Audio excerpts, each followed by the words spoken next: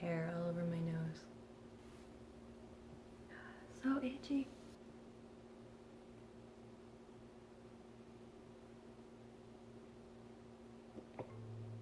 Welcome back to my channel! First off, I just want to thank you guys so much for all of the support that you guys have given me so far. I just think it's absolutely insane. I think I already have 500 subscribers and it's only been a few weeks. I know that's not like a ton for some people, but for me that's like, that is a ton. It's a lot of people. It makes me happy, that makes you guys happy, and I just, all of the like nice comments that you guys have left, it just makes me so happy, like I want to cry and I just want to hug each and every one of you. So thank you like sincerely, thank you so much. Okay, so all the mushy stuff aside, I figured for one of my first videos it would be smart to start with kind of a brief art FAQ, or frequently asked questions, for those of you that don't speak internet.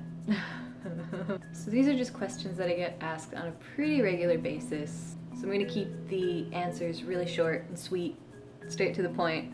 But if you guys want me to go more in depth on any question in particular, because each of these questions honestly could be its own video, just let me know in the comments and I can maybe make a video about that separately later on. Alright, first question. How long have you been drawing? I have been drawing since I was a baby. Honestly, I can't remember when I started drawing. I just know that I've always been drawing. And I got serious about art when I was maybe 16 or 17, and I'm 26 now. Did you go to art school? And if so, where? I went to art school. I went to DigiPenn Institute of Technology in Washington State.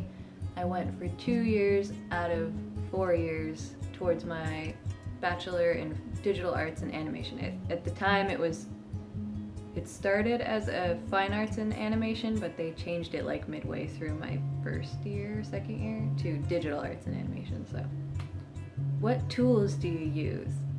For digital art, I use either Photoshop or I use Manga Studio. Photoshop I use for digital painting, and Manga Studio I use for sketching usually. And then I use an Intuos 4 Small, and then a Surface Pro 3 for actually drawing digitally. Traditionally, I use Kohl Erase red and blue pencils, and I use just an assortment of ink brushes and ink pens that I've just kind of gathered over time. How did you find your style? This one I get asked really frequently, so this could just be like a 5-hour long video. But in short, I just stopped focusing on style. I started developing my skills and nurturing my skills, and then I went back to just kind of having fun again, and I think that's where my style like really blossomed, so to speak. Where do you get your inspiration from? Video games, movies, other artists, music, emotions, if that makes sense. And just nature, anything really. How do you get better at, in my little script I just wrote, practice every day, all day. That's basically it though. Not really an easier answer or a more direct answer than to just practice. Practice all day, every day, literally. As often or as frequently as you can draw. It's very common advice for a reason, because it's true. Did you enjoy art school? Again, I could go more in depth with this in like an entire video, but I personally did enjoy art school. Again, I only went for 2 out of 4 years, so maybe that's why. I felt like it gave me what I needed. It gave me that push that I needed, because I'm not a very personally motivated person. I wasn't. I think I am much better now, but at the time I wasn't. So for me, I really, really did enjoy it, and I enjoyed being in the environment. Do you have to go to art school to be a good artist? No, absolutely not.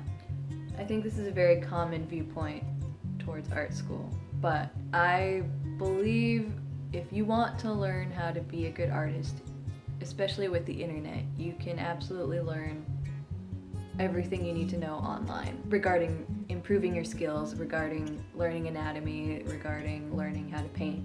However, it's the environment that you can't get online. For me, like I said, at the time, I really wasn't a very good self-motivator, and I really needed to get into that environment and have people push me to my limits. That being said, if you're a great self-motivator, then go for it. Just research online like crazy and I'm sure you will be fine.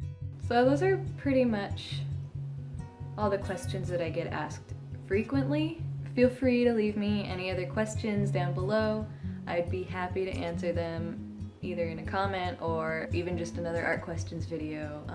Or again, if you guys want me to go any more in depth on any of the questions that I covered today, feel free to let me know too.